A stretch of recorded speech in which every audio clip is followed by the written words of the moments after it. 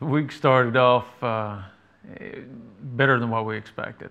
We were anticipating a longer wait. The archaeologist called us on, I believe it was Sunday, and gave us the word that we were actually going to be able to start on the 20th, just as we had planned. Everyone in the car began yelling and whistling and clapping. They were very happy, and so was I. Very excited about what was about to happen. I mean, 2.5 years of planning, it is all coming together now. Monday morning, we were arrived there about 15 minutes till 8 at the very first site, and we began to unload the car, getting everything out of the vehicle so that we could help them carry all the equipment, which is quite a bit.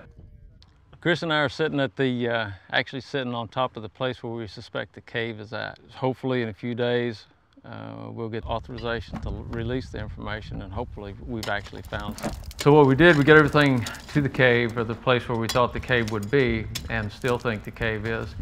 The archaeologist asked me how far I thought we needed to go. I told him 2 meters. We went about 1.5 meters and we stopped. It was his decision. I have no control over that, but I told him very clearly when we got done that day, I said, we didn't go deep enough. We must go deeper than this, because why dig?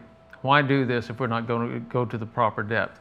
He wanted to go ahead and stop, so I agreed with it. I told him, just leave it open. Don't cover it up yet.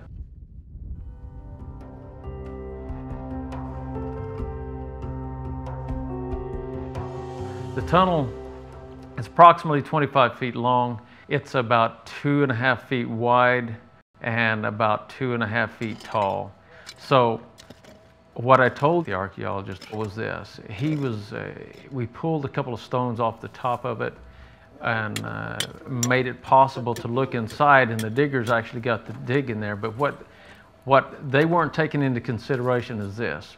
We've got 2,400 years of sediment built up inside of that tunnel, which means from the top of the tunnel down, there was about anywhere from 8 to 10 inch gap between the bottom of the stone, the bottom of the top stone, and the top of the soil where the sediment had filled in. Now you have to go down to the level of where they originally began to dig, because the copper scroll says 1 cubit. So we have to start at where they started. We can't start at the top of where the soil is filled in, because we'll be practically 1 meter above where they would have actually put the items listed on the copper scroll. I convinced them that we needed to go deeper. We went another probably 10 inches, which again wasn't enough.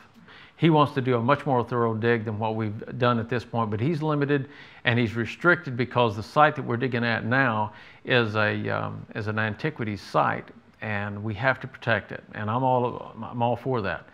But we also have to check this thoroughly for the same reason we did at the cave. So my goal is to convince them to go deeper, and the archaeologist and the top man for this region discussed the dig. They discussed, what are we going to do, how are we going to do it, how are we going to get these things, test for this thing without doing any damage to any of the antiquities, any of the sites that we're going to be going to. They came up with the decision, let's just use metal detectors. Israel is restricted. Their laws tell you are not to be carrying a metal detector or shovel or anything like that. If you get caught with one near an antiquity site, they assume that you're digging for gold, silver, whatever there may be out there, and you get arrested, go to jail for a while. So we didn't even think about getting a metal detector until the last few days. Chris Knight and I went online and began searching for metal detectors, and we educated ourselves as best we could, and we found one. As a matter of fact, a guy emailed me the next morning that lives here in Israel. He said, Jimmy, I saw your website, I saw your email, I saw where you need a metal detector. He said, I'll buy you one. So up to this point, nutshell, everything's going great. It's not going as fast as some would like, including me, but it's going very well. I don't understand. I really feel that the Father has postponed our dig that was scheduled for December, and the archaeologist, he couldn't understand why it was postponed as well. But I couldn't understand, because expected that it would be during the time of Hanukkah, because it talks about the rededication of the temple. Well, obviously it didn't work out that way. So now I begin to look for another biblical holiday that would fit and be part of God's total plan. That's what the holidays are for, is for God to be able to lay out his map of time for the nation of Israel. So we began to look, and lo and behold, it appears there's several things that are going to happen just before the dig begins. One of them is personal. I've been a Nazarite now for, it will have been 3 years on April the 26th. 3 years, you're acceptable, especially within the Essene community, which are, they're my heroes, or the Yachad, or the Essenes, whatever you want to call them. 3 years, you had to be there 3 years before you were qualified even to sit in and partake of the meals with them. So that's interesting to me. The next thing, which is the 26th, a Sunday. Then Monday is the 27th. I turned 25 years old on that day. Tuesday is the Memorial Day for Fallen Soldiers, and then Wednesday is Independence Day for Israel.